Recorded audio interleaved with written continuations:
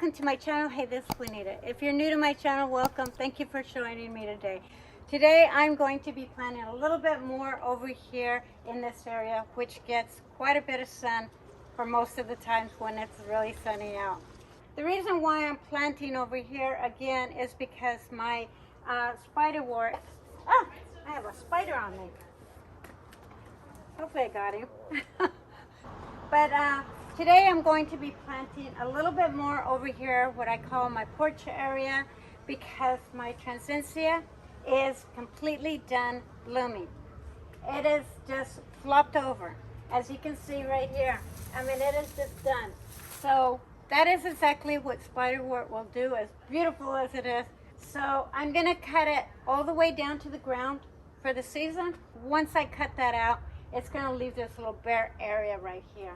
So I decided to add a couple of heucheras and a joey over here. But that one here, joey, is actually a annual. This particular brand of heuchera, and this is called a Dream Lucid Mysterious, and it is gorgeous. It's beautiful. It plays off great off my English lavender over here that has that silvery purple look to it. And these ones will take full sun to part shade.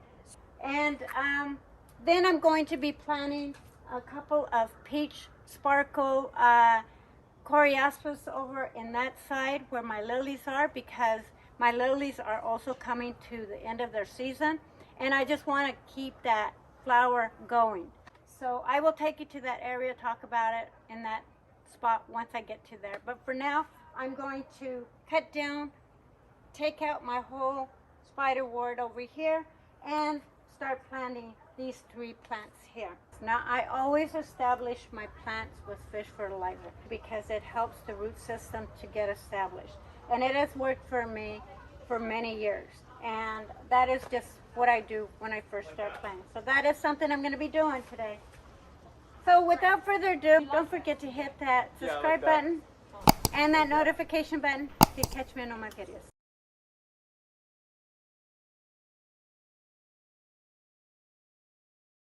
Okay, I'm going to get started with getting this completely taken out and planted. And when I clip it, I just clip it down. There isn't any real particular way.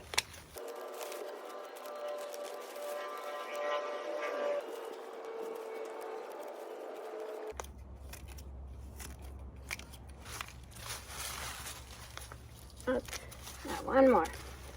So as you can see, it's gone now. I do have just a little spot right there that I could add one more, but pretty much you can see where the plant is and how much space it's going to take. And I'll probably add a couple little ones here and then just move joey over a little further back. I'll just, and I kind of already, and this is something that you can do as well. You can dig a little hole, and that'll also help retain the water in plants, especially if you're leaving town. I left for a couple of days and left these out here, and I wanted to make sure that they stayed nice and moist still. So I dug a little hole and put them in there, and then added some water, and they're just fine.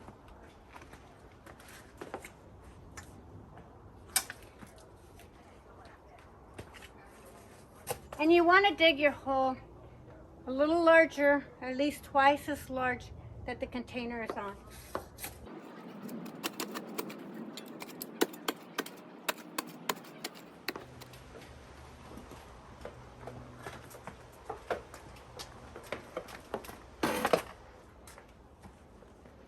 Now, this dirt here has some sand. Because my dirt over here needs a little bit of mulching and just a little bit more dirt for these to actually be successful. So I'm going to add a little bit more sand because that'll help with the drainage. And then I'm going to add some perlite. Now this is one way that you can also help retain the moisture as well as help with the drainage in your soil.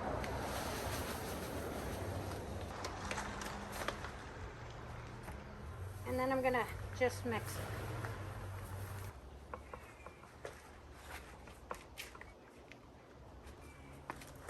And I'm just gonna sprinkle a little bit.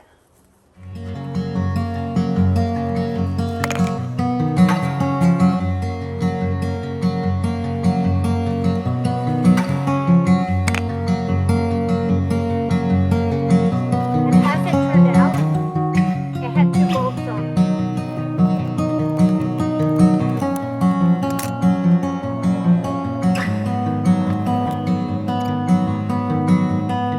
That could have worked out even better. Oh my God.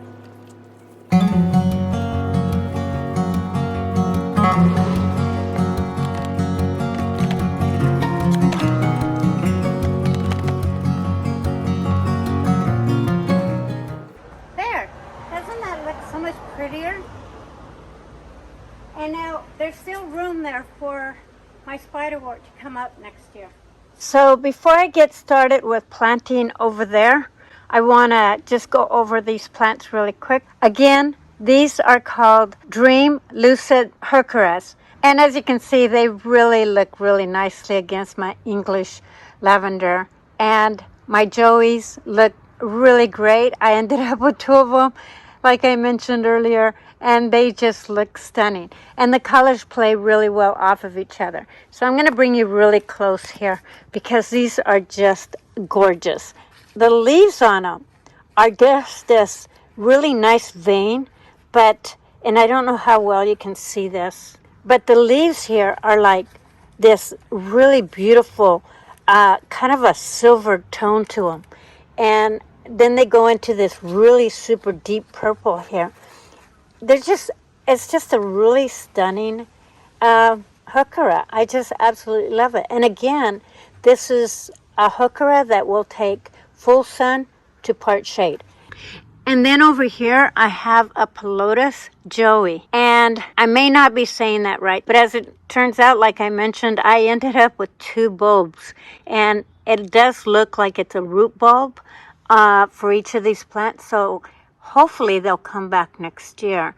There's still room back there, as you can see, where my spiderwort will come up. Probably even have a little bit of room, but again, this heucheras will be probably about 10 to 12 inches wide. In my experience, heucheras get about 2 feet wide. So this should fill this whole little area right here. I'm excited. Now, one of the things that I didn't show you, and it's not in bloom yet, but I've got a couple of blooms coming up right here. In fact, 3 blooms right here. And this is El Sol Dahlia, but this is gorgeous now, and I love it. So now I'm going to go plant over here.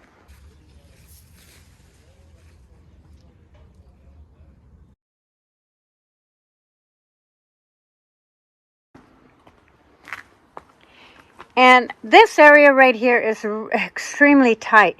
So hopefully I can get this done without a lot of, blocking. But I'm going to be planting a Cosmo right here, which it's hard to see right here. And then I'm going to be doing this Coreospis, one right here and one right there. And earlier, and I'll pin up the video where I did this, but I added another Blazing Glory Japanese grass right here. I'm going to take her out and place her with the larger one only so that it balances out. And then I'll put that other one probably over here somewhere. But these ones are kind of somewhat already dug into the ground, so they're a little lower. And as you can see well, let me back up a little bit, as much as I can. But as you can see, they're going to be fairly close to the same height that the lilies are. But these are ending on their season, so pretty soon I'm going to be shaving those off, and these will be in its place. Because this Coreospis, they actually will bloom until the end of September into fall. And then right over here, I'm going to be doing another euphorbia. This one here is an apricot rainbow spurge, and I just absolutely love the foliage. And now this one only gets about 20 inches tall and wide, so it's going to fill this whole little area right here just perfectly. So yeah, so let me get started. Again, I'm going to be doing fertilizers to establish the roots.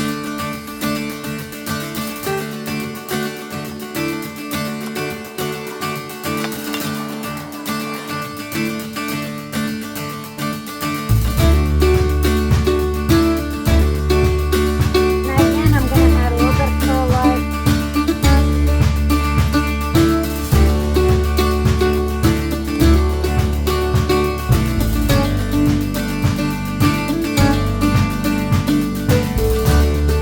As you can see, it has the same color variation that my lilies had, and only kind of almost reversed. So they're going to look great even if they were blooming with my lilies. But this particular one, this Emily, actually will bloom between September through October.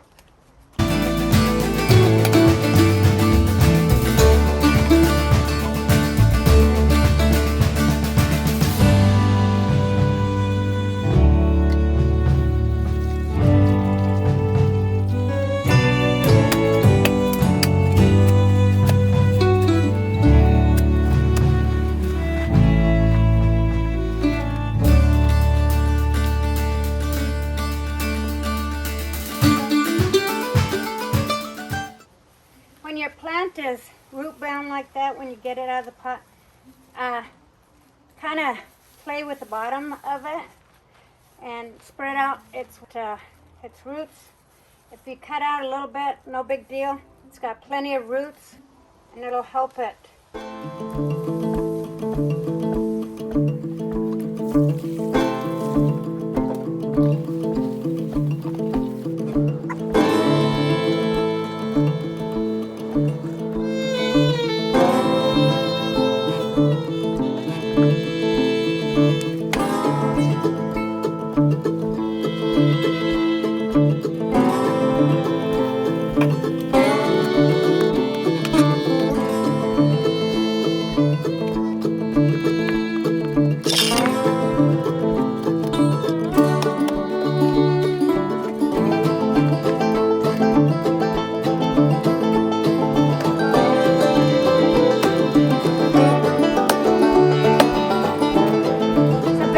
I'm gonna guess it's a cherry tree.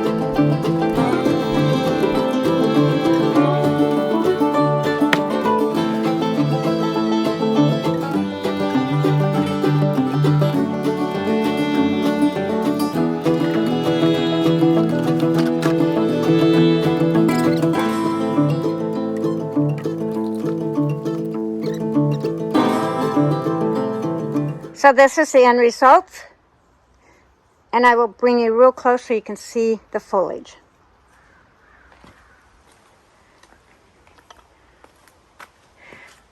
So this is absolutely gorgeous. It has a little bit of hue of pink, which only adds to the colors of the lilies and the surrounding colors. The gold color is beautiful. I can't wait till it fills out this area.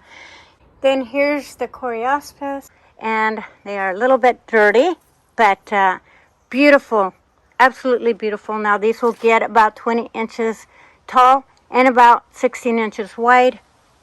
So there's plenty of room here. I added my Blazing Glory, Japanese grass over here and right here.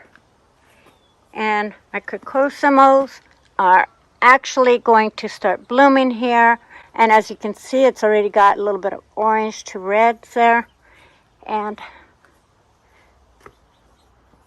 then these ones are not quite in bloom, but they're going to be absolutely gorgeous there.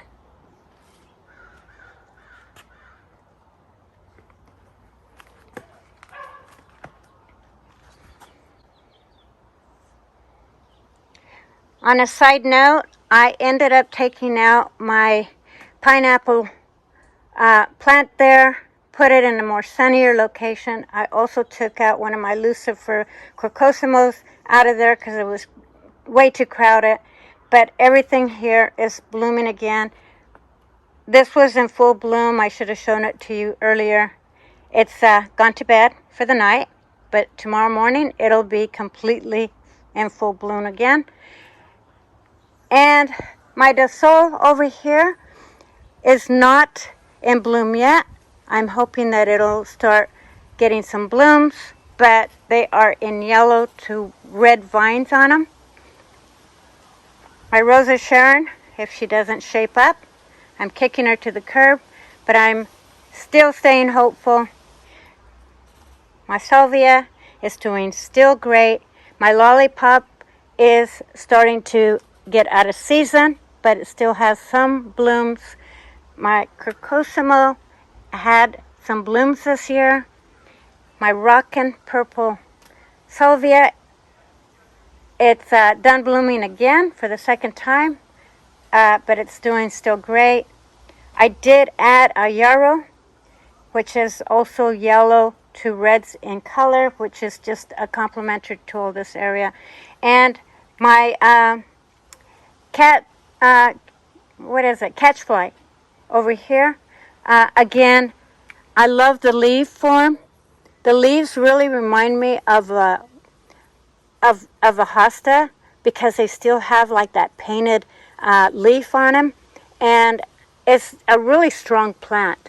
But it's getting some blooms, but for the most part, I think it's ending its season there.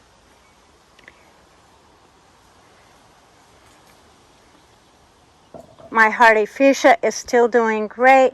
It did take a beating with that 115 degrees. As far as both my Echinacea and my bee balm, I will be switching those in the fall, and then adding a few more Echinacea here. But yeah, my Palois Joey, it looks beautiful. It just looks so beautiful behind these heucheras, and they're just absolutely gorgeous. And yeah,